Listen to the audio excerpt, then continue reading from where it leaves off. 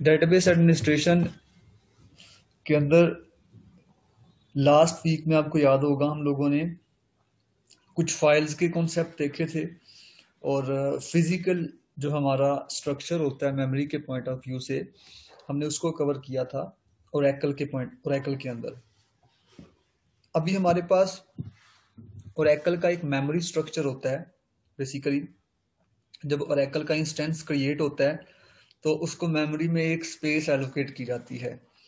अब जब मेमोरी में स्पेस एलोकेट की जाती है तो मेमोरी के अंदर कौन कौन सी लोकेशंस या मेमोरी के अंदर जो स्पेस अलॉट की जाती है उस स्पेस में कौन कौन से पार्ट्स होते हैं एक इंस्टेंस के पास। बेसिकली हमने वो पार्ट्स देखने हैं या वो कौन कौन से कंपोनेंट्स एक इंस्टेंस जो है जो ओरेकल का इंस्टेंस होता है वो मेमोरी के अंदर कौन कौन से कंपोनेंट्स जो है वो अपने सेव करता है या उनके कंपोनेंट्स को स्पेस एलोकेट की जाती है। तो यहाँ पे हम देखेंगे कि मेमोरी के अंदर कितनी जगह दी जाती है और उस जगह में कौन कौन से कंपोनेंट्स जो हैं वो ओरेकल के इंस्टेंस के रिजाइड करते हैं। तो ओरेकल का मेमोरी स्ट्रक्चर है बेसिकली जब भी ओरेकल के इंस्टेंस को बेसिकली ओरेकल का इंस्टेंस क्रिएट होता है तो उसको मेमोरी फिजिकल मेमोरी में से एक एरिया जो है वो अलॉट कर दिया जाता है। अब उस फिजिकल मेमोरी के एरिया में ओरेकल के इंस्टेंस के बारे में मल्टीपल चीज़ें जो है वो पड़ी होती हैं। लाइक ओरेकल का एग्जीक्यूटेबल कोड जो ओरेकल सॉफ्टवेयर हमारा होता है उस सॉफ्टवेयर की कुछ एग्जीक्यूटेबल फाइल्स होती हैं वो उस मेमोरी एरिया में पड़ी होती हैं जो मेमोरी एरिया हम एलोकेट करते हैं ओरेकल के इंस्टेंस को। फिर इसी तरह से ओरेकल के अंदर जब डेटाबेसेस बनाई जाती हैं और जब मल्टीपल यूजर्स जो लॉग इन करते हैं ओरेकल की डेटाबेस में तो यूजर्स की सेशन इंफॉर्मेशन जो होती है वो भी उसी मेमोरी एरिया में सेव की जाती है जो कि आगे हम देखेंगे। पीजीए हमारे पास एक प्रोग्राम ग्लोबल एरिया होगा उसमें बेसिकली मेंटेन की जा रही होगी। फिर इसी तरह से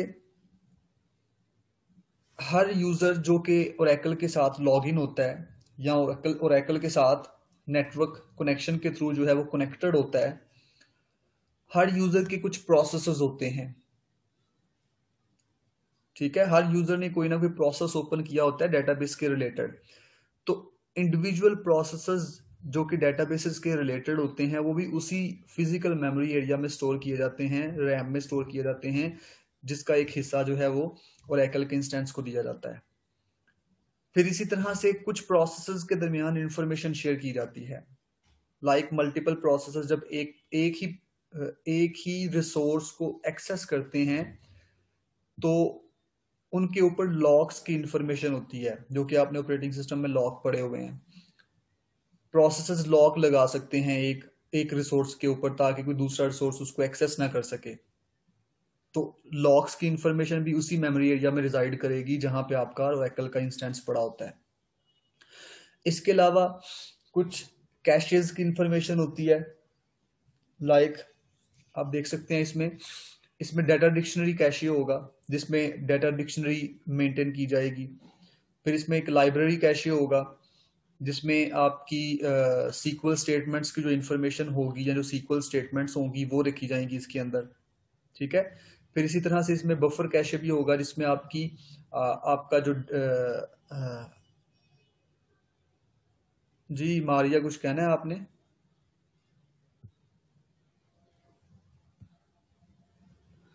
जी, तो इसमें बफर कैशे भी होगा उसी मेमोरी एरिया में जिसमें आप अपने डेटाबेस के टेबल्स का रिकॉर्ड रखा करेंगे जिनको आप सिलेक्ट या other types of DML queries के जरिए से एक्सेस करते हैं। तो वो सारा रिकॉर्ड भी आप बेसिकली इसी मेमोरी एरिया में सेव किया करोगे। फिर इसी तरह से इसमें मजीद इंफॉर्मेशन जो है वो जैसे रीडू लॉग फाइल्स के रिलेटेड इंफॉर्मेशन भी इसी के अंदर जो है वो उसी मेमोरी एरिया के अंदर मेंटेन की जाएगी जो कि हमने ओरेकल के इंस्टेंस को एलोकेट किया होता है रैम में से या हमारी जो फिजिकल मेमोरी होती है। तो यहाँ सारा कुछ इन्होंने यही एक्सप्लेन किया हुआ है इस जगह पे। In addition the memory structures contain user and data dictionary SQL statements, यानी कि सीक्वल स्टेटमेंट्स भी पड़ी होती हैं उस एरिया में, along with cached information.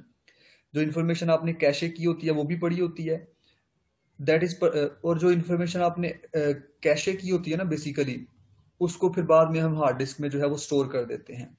such as data blocks from the database systems and information about completed transactions. और जो जो आपकी transactions complete हुई होती हैं उनके बारे में भी आपने basically information जो है उसी फिजिकल मेमोरी के एरिया में रखी होती है जो कि आपके ओरेकल का इंस्टेंस का पार्ट होता है।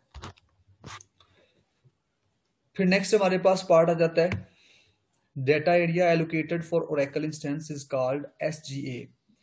ये अभी हमने जितनी भी बातें की है ना कि हमारे पास एग्जीक्यूटेबल फाइल्स, ओरेकल की सेशन इंफॉर्मेशन, इंडिविजुअल प्रोसेसेस की इंफॉर्मेशन, फिर प्रोसेसेस के लॉग्स की information, redo log file, redo log buffers, cache buffers, library caches, जितने भी हमने चीज़ें पढ़ी हैं ये सारी SGA के अंदर पड़ी होती हैं, जिसे सिस्टम ग्लोबल एरिया कहते हैं। ये वो एरिया होता है जो मल्टीपल प्रोसेसेस के दरमियान शेयर्ड होता है। आपके ओरेकल के इंस्टेंसेस जो बनते हैं उनके दरमियान इसको शेयर कर दिया जाता है। ठीक है, मल्टीपल इंस्टेंसेस इस एरिया को शेयर करते हैं। लेकिन कुछ और एरियाज भी हमारे पास होते हैं जो कि शेयर्ड वगैरह नहीं होते। जैसे यहाँ पे आप देख सकेंगे ओरेकल एग्जीक्यूटेबल, अब वो बता रहे हैं कि ओरेकल की एग्जीक्यूटेबल फाइल्स जो हैं वो कहाँ पड़ी होंगी आपकी। ओरेकल की जो एग्जीक्यूटेबल फाइल्स हैं वो सॉफ्टवेयर कोड एरिया में पड़ी होंगी। फिर एक एरिया है जिसका नाम है PGA, program global area. Program global area जो होगा ये प्राइवेट होगा, ये शेयर्ड नहीं होगा, ये SGA का पार्ट नहीं है। सॉफ्टवेयर कोड एरिया और प्रोग्राम ग्लोबल एरिया ये दोनों SGA का पार्ट नहीं है। जब ये SGA का पार्ट नहीं है तो इसका मतलब ये है कि ये प्राइवेट होंगे। ठीक है, हर प्रोसेस का अपना अपना PGA होगा, जबकि मल्टीपल प्रोसेसेस का शेयर्ड SGA होगा। ठीक है, लेकिन PGA सबका प्राइवेट होगा। अब PGA में पढ़ा क्या होगा, एक तो आपके सर्वर के बारे में इंफॉर्मेशन पड़ी होगी इसमें, दूसरा कुछ बैकग्राउंड प्रोसेसेस हमारे होते हैं जो कि डेटाबेस के अंदर ओरेकल के डेटाबेसेस में बड़े इंपॉर्टेंट काम परफॉर्म करते हैं जो कि PGA के अंदर पड़े होते हैं। जैसे मैं कुछ नाम बता देता हूँ, पीमोन, एसमोन, क्यूमोन, रिको, LWGR, ये सारे बैकग्राउंड प्रोसेसेस हैं जो कि प्रोग्राम ग्लोबल एरिया के अंदर पड़े होते हैं। और ये सारे करते क्या हैं, ये सारे बेसिकली बैकग्राउंड में मुख्तलिफ टास्क परफॉर्म कर रहे होते हैं। जैसे पीमोन प्राइमरी मॉनिटर को कहते हैं, एसमोन सिस्टम मॉनिटर को कहते हैं। फिर इसी तरह से रिको रिकवरी के लिए यूज किया जाता है, जाहिर सी बात है फाइल्स की रिकवरी ही होगी। LWGR ये लॉग फाइल्स को लिखने के लिए यूज किया जाता है। लॉग फाइल्स, अब लॉग फाइल्स का हमने सारा पढ़ा हुआ है, रीडू लॉग फाइल्स, हमने इस तरह की चीजें सारी पढ़ी हुई हैं। तो अभी हम वन बाय वन इनको डिटेल में देखेंगे भी। अब एक नीचे डायग्राम है, अगर आप इस डायग्राम को देखें तो इस डायग्राम में बेसिकली 3 कंपोनेंट्स दिखाए गए हैं ओरेकल के इंस्टेंस के, SGA, SCA और PGA। SGA जो है ये तो शेयर्ड कंपोनेंट है, ये तो शेयर्ड एरिया है, इसके अंदर मल्टीपल कंपोनेंट्स होते हैं। ये अगर आपके ओरेकल के इंस्टेंस में 4 प्रोसेसेस हैं तो चारों प्रोसेसेस के अंदर ये एरिया जो है वो शेयर्ड होगा। अगर आपके ओरेकल के इंस्टेंस को 4 यूजर्स ने या 5 यूजर्स ने एक्सेस किया हुआ है, या एक वक्त में 5 यूजर्स जो हैं वो ओरेकल के डेटाबेस के साथ कनेक्टेड हैं with the help of network, that means के आपके पास 5 यूजर्स के लिए ये जो एरिया होगा ये शेयर्ड होगा। ठीक है, फिर कुछ एरियाज हमारे पास इसमें स्पेसिफिक होंगे, जैसे PGA है जो कि प्राइवेट होता है हर यूजर के लिए, ये नॉन शेयर्ड एरिया होता है, इसको शेयर नहीं किया जाता। ये ऊपर वाला एरिया आपका शेयर्ड होता है, ये वाला। अब ये क्या है, ये इसमें बेसिकली आपके ओरेकल की जो एग्जीक्यूटेबल फाइल्स होती हैं वो पड़ी होती हैं, इसलिए ये दोनों के दरमियान में है, प्राइवेट और शेयर्ड के दरमियान में इसमें एग्जीक्यूटेबल फाइल्स पड़ी होती हैं। ये एरिया आपका शेयर्ड होगा। फिर इस एरिया के अंदर मल्टीपल कंपोनेंट्स होंगे। जैसे पहला कंपोनेंट है बफर कैशे। बफर कैशे के अंदर फिर 2 किस्म के कैशेज होंगे, कीप बफर पूल और recycle buffer pool. Buffer cache के साइज को मेंटेन करने के लिए हमारे पास दो टेक्निक्स होंगी। एक साइज, दो दो पैरामीटर वेरिएबल्स होंगे जो कि बेसिकली पैरामीटर फाइल का पार्ट होंगे। उन पैरामीटर वेरिएबल्स की मदद से हम बफर कैशे के साइज को मेंटेन कर सकते हैं। इसी तरह से बाकी भी जितने हमने कैशेज यहाँ पढ़ने हैं, सब कैशेज के साइजेस को मेंटेन करने के लिए या साइजेस को मॉडिफाई करने के लिए या साइजेस को डिफाइन करने के लिए हमारे पास कुछ पैरामीटर्स होते हैं। और आपको पता है पैरामीटर्स कहाँ पड़े होते हैं? पैरामीटराइज्ड फाइल में पड़े होते हैं। हमने डाटा फाइल्स में से एक फाइल पढ़ी थी, फिजिकल स्टोरेज स्ट्रक्चर के अंदर डाटा फाइल्स में से एक फाइल पढ़ी थी, इनिशियलाइजेशन पैरामीटर फाइल्स। उसके अंदर सारे पैरामीटर फाइल्स पड़े होते हैं जो कि मल्टीपल फाइल्स के लिए इस्तेमाल किए जाते हैं। फिर इसी के एसजीए के अंदर एक कंपोनेंट होगा लार्ज पूल, इसी के अंदर एक कंपोनेंट होगा जावा पूल। इसी के लार्ज पूल में क्या होगा? ऐसी ट्रांजैक्शंस के बारे में इंफॉर्मेशन रखी जाएगी जो मल्टीपल डेटाबेसेस के दरमियान इंटरेक्शन परफॉर्म करती हैं। लार्ज पूल में वो ट्रांजैक्शंस के बारे में इंफॉर्मेशन रखी जाएगी जो मल्टीपल डेटाबेसेस के साथ इंटरेक्ट करती हैं। तो लार्ज पूल एक आ जाएगा आपका यहाँ पे। फिर एक जावा पूल आ जाएगा आपके पास।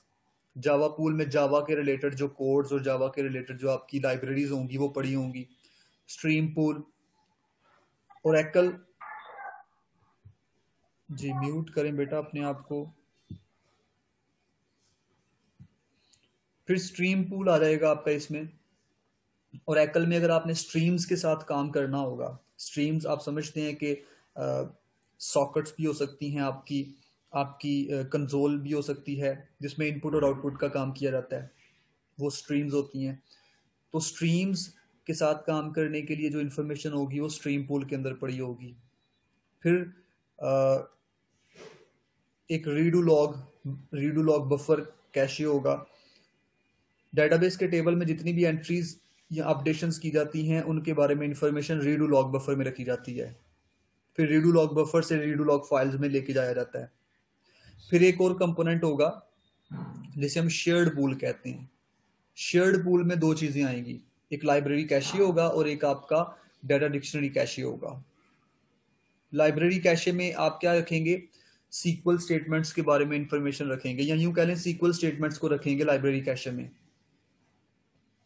और सीक्वल स्टेटमेंट्स का एग्जीक्यूशन प्लान और पार्स ट्री, ये दो चीजें मजीद आप लाइब्रेरी कैशे में रखेंगे। क्यों इस तरह किया जाएगा? क्योंकि मल्टीपल यूजर्स जो हैं वो same kind of SQL statements को परफॉर्म करते हैं। अगर आप एक यूजर ने सीक्वल स्टेटमेंट परफॉर्म की, नेक्स्ट टाइम भी अगर वही सीक्वल स्टेटमेंट परफॉर्म करनी है तो क्यों ना हम उस सीक्वल स्टेटमेंट के एग्जीक्यूशन प्लान को और पार्स ट्री को लाइब्रेरी कैशे में रख दें, ताकि जब नेक्स्ट टाइम वही सीक्वल स्टेटमेंट परफॉर्म की जाए तो आप लाइब्रेरी कैशे में से ही उसको जो है वो एग्जीक्यूट कर दो, लाइब्रेरी कैशे में से ही उसको परफॉर्म कर दो, ताकि रिजल्ट एफिशिएंटली और क्विकली जो है वो हमें मिल सके।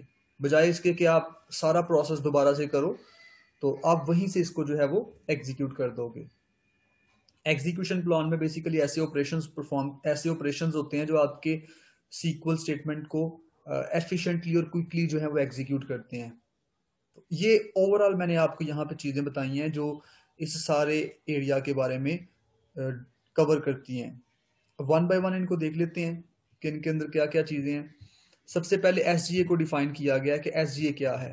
अभी मैंने बताया सिस्टम ग्लोबल एरिया ये शेयर्ड होता है, ठीक है। जब भी आपका ओरेकल इंस्टेंस जो है वो आप ओरेकल इंस्टेंस को स्टार्ट करते हैं तो बेसिकली उसको जो है वो ये एरिया जो है वो एलोकेट कर दिया जाता है, उसको ये एरिया जो है वो असाइन कर दिया जाता है।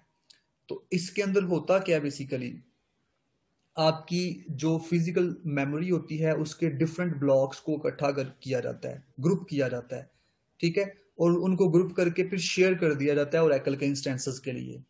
तो system global area group of shared memory structures for Oracle instance. Oracle के इंस्टेंस के लिए ये क्या है? Group of shared memory structures, यानी कि ग्रुप ऑफ मेमोरी स्ट्रक्चर्स जो कि शेयर्ड हैं, shared by users of database instances. आपके जो डेटाबेस का इंस्टेंस होगा ओरेकल का, उसके जो यूजर्स होंगे उन तमाम यूजर्स को शेयर कर दिया जाएगा। अब वो बता रहे हैं कि जब ओरेकल का इंस्टेंस स्टार्ट करते हैं तो मेमोरी जो है वो एलोकेट कर दी जाती है इसको, SGA based on values specified in initialization parameter file और हार्ड कोडेड इन ओरेकल सॉफ्टवेयर। अब वो कहता है जो SGA बेस्ड आपके पास एक इनिशियलाइजेशन पैरामीटर फाइल होती है, उसके अंदर एक पैरामीटर होता है, आप उस पैरामीटर की मदद से SGA के साइज को या SGA का जो टोटल एरिया होगा जो कवर किया जाएगा उसको स्पेसिफाई कर सकते हैं, उसको कवर कर सकते हैं। अब वो कौन सा पैरामीटर है जिसकी मदद से आप ये काम कर सकते हैं? उस पैरामीटर का नाम है SGA_max_size। अगर इस पैरामीटर को आपने स्पेसिफाई किया होगा तो इसका मतलब है इसमें जितना साइज आपने बताया होगा SGA का मैक्सिमम साइज वो होगा। अगर आपने इसको स्पेसिफाई नहीं किया हुआ तो इसका मतलब आपको एक और पैरामीटर होगा, आपको उसको स्पेसिफाई करना पड़ेगा, उसका नाम है SGA_target। ठीक है, अगर आपने SGA_max_size वाले पैरामीटर को स्पेसिफाई नहीं किया तो आपने इसको स्पेसिफाई करना है। अब SGA_target का मतलब है कि मैक्सिमम आप इस लिमिट तक जो है वो जा सकते हैं साइज के पॉइंट ऑफ व्यू से, इससे ज्यादा आप जो है वो मूव नहीं कर सकते। तो ये यहां पे जो है वो बात की जाती है। तो many of the parameters that control size of various parts of SGA are dynamic, कि जो आपके SGA के साइज को कंट्रोल करते हैं पैरामीटर्स वो डायनामिक हैं। However, if SGA_max_size is specified, the total size of all SGA areas, यानी कि SGA के अंदर जितनी भी चीजें हैं उनका टोटल साइज जो होगा वो must not exceed वैल्यू, इससे ज्यादा नहीं होना चाहिए। जो आपने वैल्यू डिसाइड कर ली है उससे ज्यादा नहीं होना चाहिए। बट द पैरामीटर SGA_target, अगर SGA_max_size आपने स्पेसिफाई नहीं किया हुआ तो फिर आपको टारगेट स्पेसिफाई करना है। ये इस तरह की बातें यहाँ पे की गई हैं जिसमें बेसिकली आप साइज की बात कर रहे हो कि साइज को आपने किस तरह से जो है डिफाइन करना है या साइज को किस तरह से आपने फिक्स करना है इसके। अब एक और बात यहाँ पे है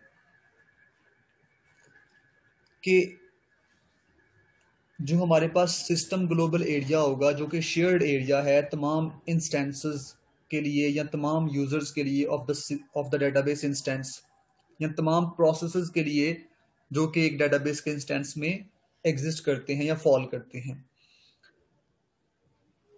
SGA की जो साइज होगा या जो एक एरिया होगा उसको हम किन यूनिट्स में मेजर करेंगे?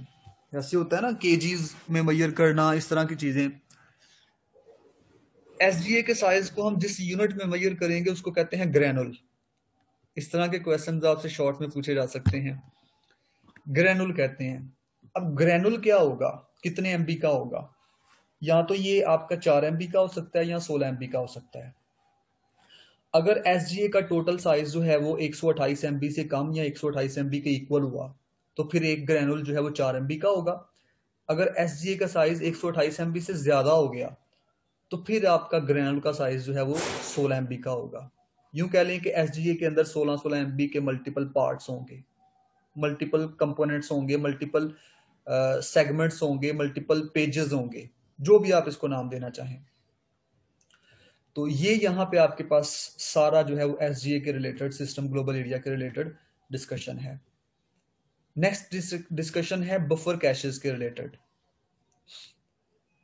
आप लोग डेटाबेस के अंदर टेबल्स होते हैं, टेबल्स के अंदर रिकॉर्ड्स पड़े होते हैं, आप मल्टीपल क्यूरीज लगाते हैं उन रिकॉर्ड्स के ऊपर मल्टीपल एक्शंस को परफॉर्म करने के लिए।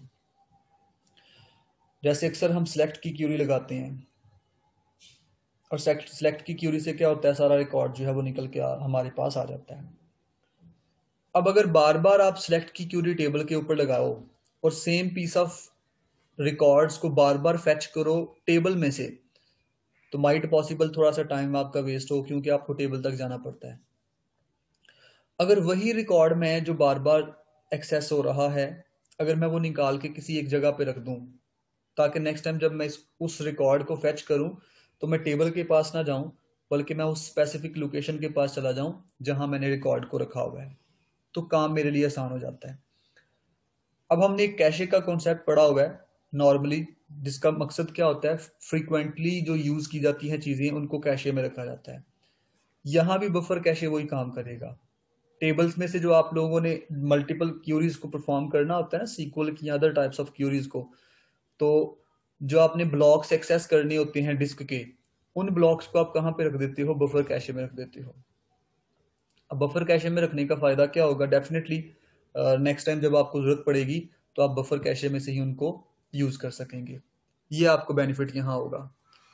अब बफर कैशे, आपको पता है टेबल जो है वो टेबल्स के अंदर जो कॉन्सेप्ट हमने पढ़ा हुआ है बेसिकली ओरेकल के अंदर, वो टेबल स्पेसेस का कॉन्सेप्ट पढ़ा हुआ है। फिर टेबल स्पेसेस के अंदर मल्टीपल सेगमेंट्स के अंदर ब्लॉक्स के अंदर एक्सटेंट्स पड़े हुए हैं।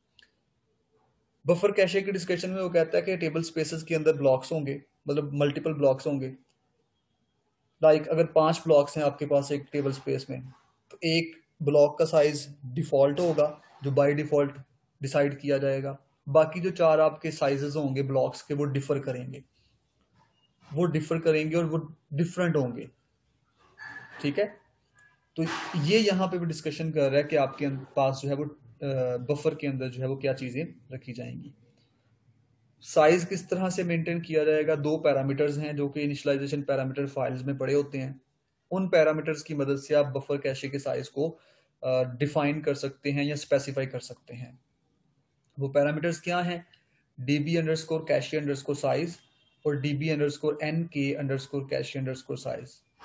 ये 2 हैं, और इनको आप चेंज भी कर सकते हो, मतलब इनकी वैल्यूज को चेंज भी कर सकते हो। ठीक है, डायनामिकली चेंज कर सकते हो। डायनामिकली चेंज करने का मतलब है आपका ओरेकल इंस्टेंस चल रहा है, ठीक है, आप ओरेकल के इंस्टेंस के चलने के दौरान ही इनके साइज को कम या ज्यादा कर लो। आपको ओरेकल के इंस्टेंस को दोबारा से रीस्टार्ट नहीं करना पड़ेगा, शट डाउन नहीं करना पड़ेगा, रोकना नहीं पड़ेगा। आप ओरेकल के इंस्टेंस के चलते चलते ही आप अपने बफर कैशे के साइज को मेंटेन कर सकते हो, कम या ज्यादा कर सकते हो। जी, यहां तक कुछ पूछने वाला है तो बेटा बताएं।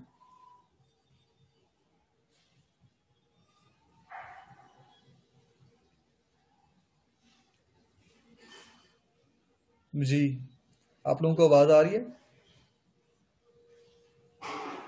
जी सर। कुछ पूछने वाली है चीज तो पूछ लें, फिर मैं नेक्स्ट मूव करूं इसे। चलें, तो बफर कैशे क्या है? Database buffer cache holds blocks of data from disk that have been recently read to satisfy a SQL statement। यानी कि जो आपने SQL स्टेटमेंट के अगेंस्ट डाटा रीड किया होता है उसको आप बफर कैशे में बेसिकली रखते हो। और that contain modified blocks that have been changed or added from a DML statement, या वो वाले ब्लॉक्स जिनको आपने DML स्टेटमेंट्स की मदद से चेंज किया हो या मॉडिफाई किया हो, उन ब्लॉक्स को आप कहाँ रखते हो? डेटाबेस के बफर कैशे में रखते हो। अब वो डिस्कशन बता रहा है कि मेमोरी एरिया SGA के अंदर जो है वो जो होल्ड करता है इन ब्लॉक्स को, वो डायनामिक होता है। डायनामिक इस सेंस में है कि हम इसके साइज को कम या ज्यादा कर सकते हैं, और अभी हमने पढ़ा ओरेकल के इंस्टेंस को रीस्टार्ट किए बगैर हम ये काम कर सकते हैं। This is good thing considering that there may be a table spaces in database. Database में टेबल स्पेसेस होती हैं, ये तो आपको पता है, with block sizes other than default block sizes. अब वो यहाँ ये कह रहा है कि बफर कैशे के साइज को डायनामिकली चेंज करने का मतलब ये है कि आपके पास जो टेबल स्पेस में जो ब्लॉक्स होंगे ना, उन ब्लॉक्स के साइजेस का, उन ब्लॉक्स का जो साइज है ना, वो डिफॉल्ट से डिफरेंट होगा। अगर तो डिफॉल्ट साइज आप तमाम ब्लॉक्स का रखेंगे तो दैट मीन्स आप उनको चेंज नहीं कर सकते। आप बफर के कैशे का जो साइज है वो बढ़ा या कम नहीं सकते, कम या बढ़ा नहीं सकते। लेकिन अदर देन डिफॉल्ट साइज का मतलब है कि आप उसके साइज को कम या ज्यादा कर सकते हैं। Table spaces up to 5 different block sizes require their own buffer caches. कि जो टेबल स्पेसेस आपकी होंगी 5 से ज्यादा ब्लॉक साइजेस वाली, उनको अपना अपना कैशे जो है वो रिक्वायर्ड होगा। अब हमें साइज को बढ़ाना क्यों पड़ता है? क्योंकि हमारी प्रोसेसिंग और ट्रांजैक्शनल नीड्स जो हैं वो डे बाय डे चेंज हो रही होती हैं, बढ़ रही होती हैं। हमारी ट्रांजैक्शंस बढ़ रही होती हैं, हमारी प्रोसेसिंग नीड्स बढ़ रही होती हैं। तो फिर हमें क्या करना पड़ता है? The value of db underscore cache underscore size and db underscore nk underscore cache underscore size can be dynamically changed without restarting the instance को रीस्टार्ट किए बगैर आप इसको जो है वो कम या ज्यादा कर सकते हैं। तो ये आपके पास बफर कैशे का कॉन्सेप्ट था। फिर इसमें मैंने कहा था दो कैशेज आ जाएंगे, इसके दो पार्ट्स होंगे, दो कंपोनेंट्स होंगे। वो दो कंपोनेंट्स कौन कौन से हैं? कीप बफर पूल है और रिसाइकल बफर पूल है। दो additional components, keep buffer pool और रिसाइकल बफर पूल। अब कीप बफर पूल में क्या होता है?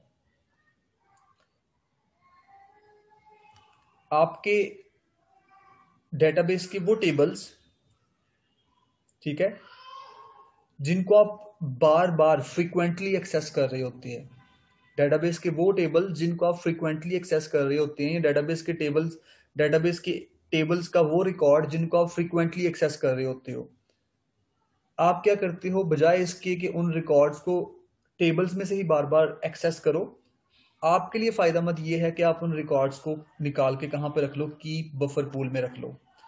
कीप बफर पूल में रखने का मकसद या फायदा ये होगा कि जब भी आपको रिकॉर्ड चाहिए होगा, आपको इनपुट आउटपुट ऑपरेशन नहीं परफॉर्म करना पड़ेगा।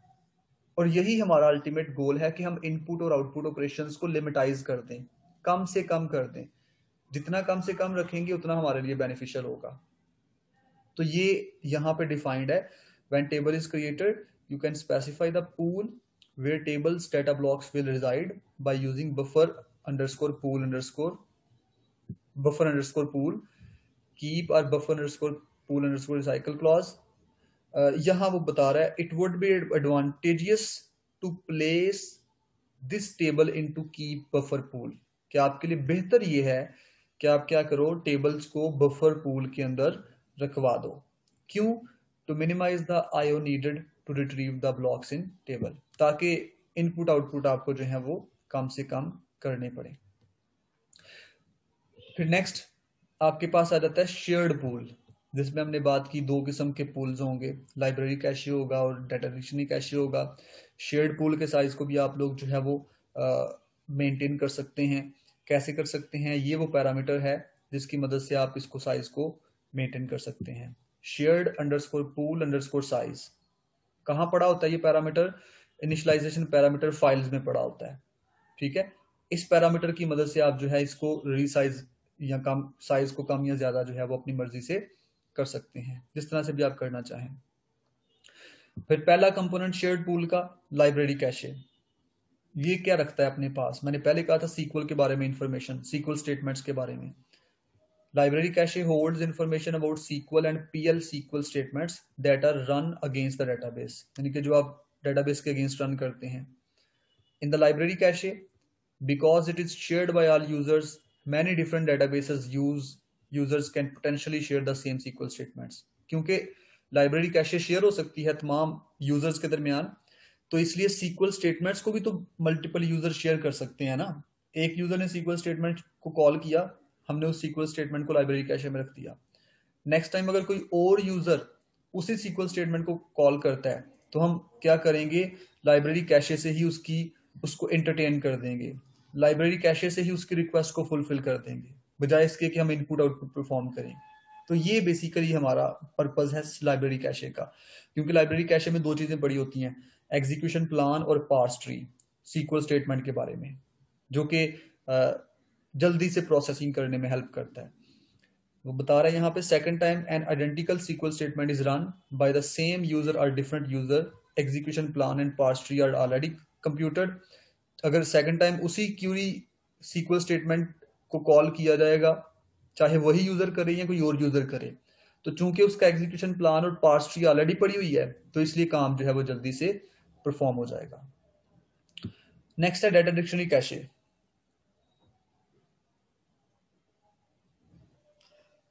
एक चीज है, याद रखिएगा, अगर लाइब्रेरी कैशे का साइज छोटा हुआ तो फिर आपके एग्जीक्यूशन प्लान्स और जो पार्स ट्रीज होंगी ना सीक्वल स्टेटमेंट्स की, वो फिर लाइब्रेरी कैशे में से खत्म कर दी जाएंगी, गायब कर दी जाएंगी, फ्लश कर दी जाएंगी, अगर लाइब्रेरी कैशे का साइज छोटा होगा। जब साइज छोटा होगा तो इसका मतलब ये है कि हर दफा जब भी क्यूरी की जाएगी तो लाइब्रेरी कैशे में से उसका एग्जीक्यूशन प्लान नहीं मिलेगा, तो हर दफा आपको जो है वो उसका एग्जीक्यूशन प्लान और पार्स ट्री जो है वो दोबारा क्रिएट करनी पड़ेगी, जो कि एक काफी लंबा चौड़ा काम होगा। फिर डाटा डिक्शनरी के बारे में मैंने बताया था कि जो आपके डाटा डिक्शनरी टेबल्स के बारे में जो डाटा होगा ना, रिकॉर्ड्स के बारे में या डाटाबेस के बारे में जो डाटा होगा, जैसे इसके अलावा डेटाबेस के जो यूजर्स होते हैं उनके रोल्स के बारे में जो रिकॉर्ड होगा, उनकी प्रिविलेजेस के बारे में जो रिकॉर्ड होगा, डेटाबेस के स्ट्रक्चर के बारे में जो रिकॉर्ड होगा, वो आपको पता है कहाँ पड़ा होता है? मेटा डाटा में। ठीक है, और मेटा डाटा कहाँ पड़ा होगा? डाटा डिक्शनरी कैशे में पड़ा होगा। और ये होता किन यूजर्स के लिए होता है? बेसिकली दो किस्म के यूजर्स होते हैं जिनके लिए ये यूज किया जाता है, सिस और सिस्टम। सिस और सिस्टम को बेसिकली मेटा डाटा की जरूरत होती है, तो इसलिए सिस और सिस्टम के लिए मेटा डाटा मेंटेन किया जाता है। कहाँ मेंटेन किया जाता है? डाटा डिक्शनरी में। तो डाटा डिक्शनरी कहाँ पड़ी होती है? डाटा डिक्शनरी कैशे में।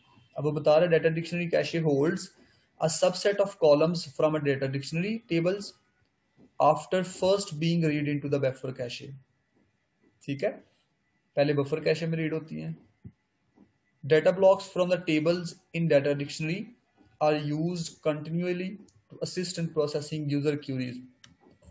अब ये क्या काम करते हैं? डाटा डिक्शनरी के जो कॉलम्स होते हैं या जो डाटा डिक्शनरी के टेबल्स होते हैं वो क्या काम करते हैं? प्रोसेसिंग में असिस्ट करते हैं, प्रोसेसिंग में हेल्प करते हैं हमें। एंड अदर डीएमएल कमांड्स, और डीएमएल कमांड्स में भी हमें हेल्प करते हैं। सेम जैसे लाइब्रेरी कैशे का अगर साइज कम हो तो हम फ्लश कर देते हैं चीज़ों को, इसी तरह से अगर डाटा डिक्शनरी कैशे का भी साइज छोटा हो तो फिर क्या होगा? Request for information from data dictionary will cause extra input output to occur. तो डाटा डिक्शनरी में से कोई चीज़ अगर आपने निकालनी होगी तो वो आपको डाटा डिक्शनरी कैशे में से नहीं मिलेगी, फिर आपको डाटा डिक्शनरी में जाना पड़ेगा, जो कि डाटा डिक्शनरी कैशे में अब नहीं पड़ी हुई, अब वो ओरेकल के डाटाबेस में पड़ी हुई है। तो आपको एक्स्ट्रा इनपुट आउटपुट जो है वो परफॉर्म करनी पड़ेगी। इस चीज को कहते हैं रिकर्सिव कॉल्स। ठीक है, रिकर्सिव कॉल्स इनको कहते हैं। फिर नेक्स्ट आपके पास है रीडू लॉग बफर, जिसमें बेसिकली टेबल्स के बारे में, डाटा फाइल के जो ब्लॉक्स होते हैं उनमें जितनी भी चेंजेस की जाती हैं उन चेंजेस को हम कहाँ रखते हैं? रीडू लॉग फाइल्स में रखते हैं। आपको याद होगा रीडू लॉग फाइल्स में रखने से पहले या रीडू लॉग फाइल्स में रिकॉर्ड्स की एंट्री करने से पहले हम कहाँ रखते हैं? रीडू लॉग बफर में। तो रीडू लॉग बफर क्या करता है? Hold most recent changes to the data blocks in data files. When the redo log buffer is 1/3 full, जब रीडू लॉग बफर जो है वो फुल हो जाता है तो फिर 1/3 जितना जो भी मैकेनिज्म है, रीडू लॉग बफर जब 1/3 फुल हो जाएगा तो हम रीडू लॉग बफर की एंट्रीज को रीडू लॉग फाइल्स में परमानेंटली सेव कर देंगे। परमानेंटली रीडू लॉग फाइल्स में कौन करेगा? LGWR करेगा। LGWR process will write redo log records to redo log files when 1 MB of redo is stored in redo log buffer. ये different चीजें हो सकती हैं कि कब रीडू लॉग बफर की चीजों को फाइल्स में सेव करना है। रीडू लॉग फाइल्स में वो डिफरेंट अप्रोचेज हैं, बस LGWR ने ये काम करना है, ये याद रखिएगा।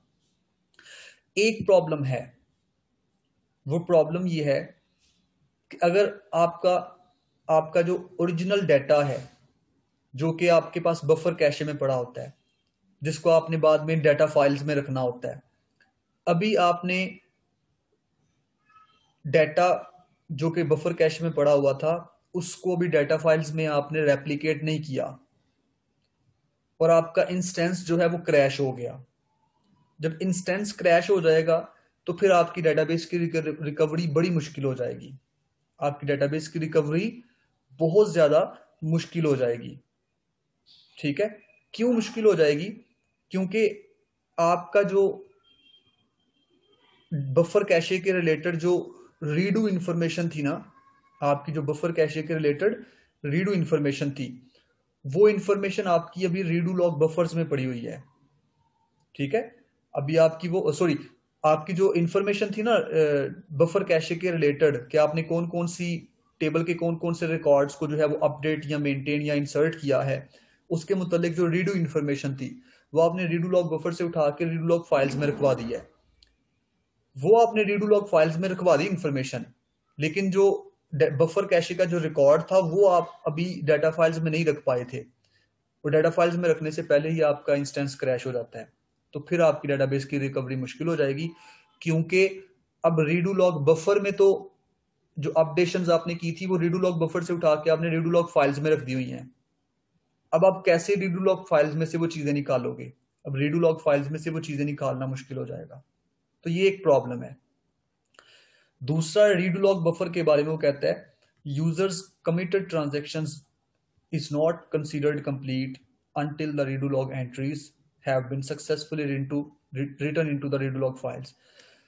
अगर कोई redo log बफर में एंट्रीज जो कि आप redo log फाइल्स में नहीं कर पाए, redo log फाइल्स में कॉपी नहीं कर पाए, तो इसका मतलब ये है कि अगर कोई ट्रांजैक्शन कंप्लीट हो भी गई है ना, कमिट हो भी गई है, तो उस कमिट की गई ट्रांजैक्शंस को भी कंप्लीट कंसिडर नहीं किया जाएगा। कोई भी ट्रांजैक्शंस तब कंप्लीट होंगी अगर उन ट्रांजैक्शंस के रिलेटेड जो रीडू लॉग एंट्रीज हैं, अगर वो रीडू लॉग एंट्रीज आप रीडू लॉग बफर में करें, रीडू लॉग फाइल में करेंगे। तो अगर फाइल में नहीं की तो दैट मीन्स उनको हम कंप्लीट कंसिडर नहीं करेंगे। तो ये रीडू लॉग फाइल्स हमने पहले भी पढ़ी हुई हैं। अब हमने बफर के बारे में थोड़ा सा इसको जो है वो देखा है। तो इसके बाद लिंक दोबारा ज्वाइन कर लीजिएगा। 5-1 मिनट का काम और मैं करवाऊंगा, फिर क्लास खत्म करेंगे। Okay sir.